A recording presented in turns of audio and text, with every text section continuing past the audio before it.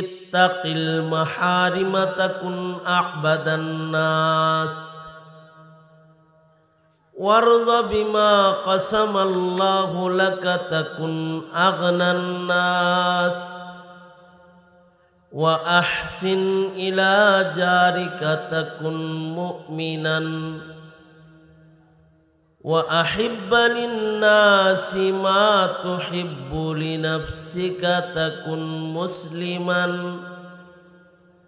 ওয়া লা তুকসিরিজ-যিহক فإن كثرة الضحك تميت القلب أو كما قال عليه الصلاة والسلام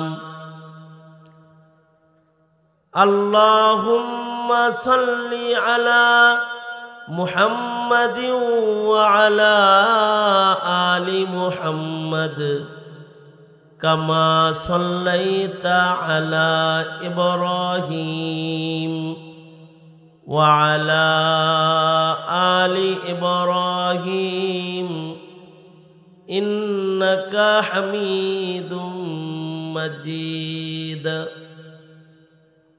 اللهم بارك على محمد وعلى آل محمد كما باركت على إبراهيم وعلى آل إبراهيم إنك حميد مجيد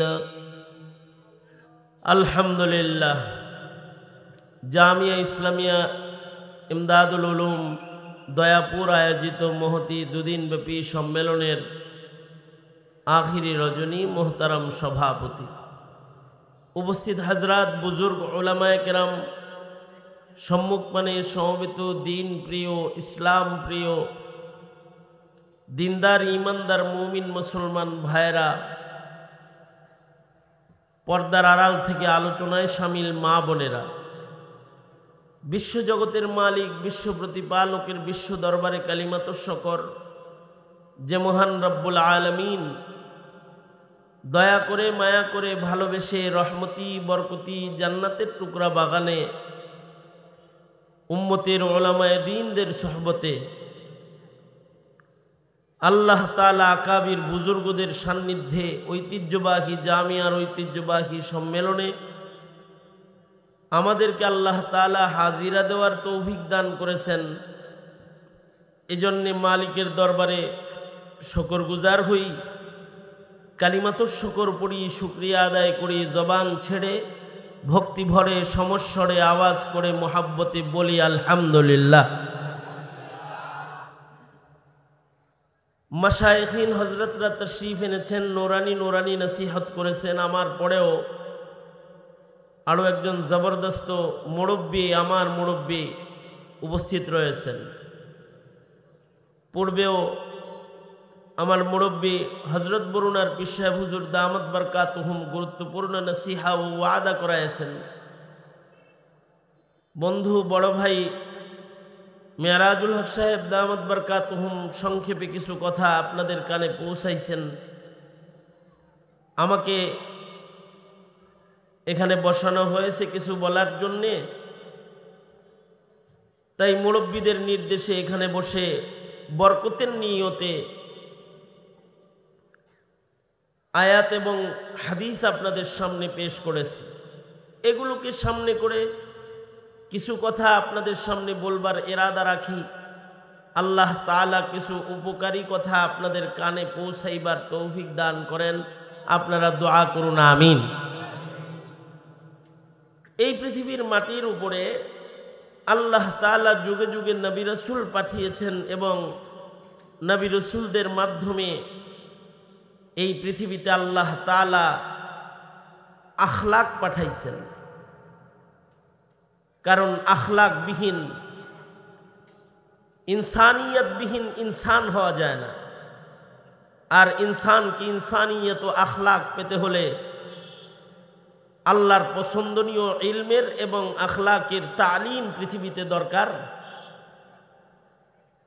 বাবা আদম আলাইহিস সালাতু ওয়াস সালাম থেকে শুরু করে আমাদের নবী পর্যন্ত সকলেই এই পৃথিবীর মানুষদেরকে পশুত্ব থেকে আলোক করে মনুষ্যত্বের তালিম দিয়ে আখলাক চরিত্র শিক্ষা দেওয়ার জন্য আবির্ভূত হয়েছিলেন। আল্লাহর রসুল বলেন, বুইস্তু মুআল্লিমান বুইস্তু লিউতাম্মিমা মাকারিমাল আখলাক। আল্লাহর রসুল বলেন, আমি শিক্ষক হিসেবে আবির্ভূত, আমি তোমাদেরকে চরিত্র শিখাইতে আগমন করেছি। উত্তম চরিত্র মাধুরী আল্লাহ তাআলা এই পৃথিবীতে নবীদেরকে দিয়েছিলেন। এর ভেতরে সর্বাধিক উত্তম চরিত্রের মালিকানা আল্লাহ তাআলা আমাদের নবীজি মুহাম্মদুর রাসূলুল্লাহ সাল্লাল্লাহু আলাইহি ওয়াসাল্লামকে আল্লাহ তাআলা শ্রেষ্ঠতম চরিত্র মাধুরী দান করেছেন। আল্লাহ তাআলা বলেন, ইন্নাকা লাআলা খুলুকিন আযীম, নিশ্চয়ই আপনি সর্বোত্তম চরিত্রের অধিকারী। আল্লাহর রাসূল সাল্লাল্লাহু আলাইহি ওয়াসাল্লাম কোরআন আর সুন্নাহর মাধ্যমে জাতির কাছে আখলাক চরিত্র পেশ করেছেন। উম্মুল মুমিনিন হযরত আয়েশা সিদ্দিকা রাদিয়াল্লাহু আনহাকে জিজ্ঞেস করা হয়েছিল যে নবী চরিত্র সম্পর্কে কিছু শোনান, নবীজির কিছু আখলাক আমাদের শিখান, সিরাত শোনান। তো আল্লাহর রাসূলের সিরাত চরিত্র জানতে চাইলে, আখলাক জানতে চাইলে, শুনতে চাইলে উম্মুল মুমিনিন বলেছিলেন, তোমরা কোরআন পড়ো না? কোরআন পুরাটাই আল্লাহর রসুল সাল্লাল্লাহু আলাইহি ওয়াসাল্লামের আখলাক, আল্লাহর রসুলের সিরাত। আল্লাহর রসুল সাল্লাল্লাহু আলাইহি ওয়াসাল্লাম কোরআনে কারীমের যে আখলাকের ব্যাখ্যা প্রদান করেছেন, নবীজির কোরআনে কারীমের ব্যাখ্যাগুলো হলো আল্লাহর রসুল সাল্লাল্লাহু আলাইহি ওয়াসাল্লামের আহাদিস সমূহ। এগুলো কোরআনের বর্ণিত আখলাকের সুবিস্তারিত বিবরণ।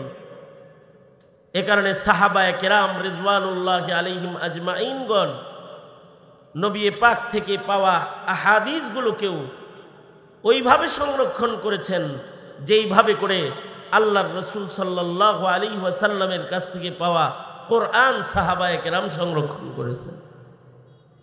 কোরআন যাদের দ্বারাই সংরক্ষিত হয়েছে, নবীজির হাদিস তাদের দ্বারাই সংরক্ষিত হয়েছে। সঙ্গত কারণেই কেউ যদি মুনকিরে কোরআন হয় তাইলে যেমন কাফের হয়, কেউ যদি মুনকিরে হাদিস হয়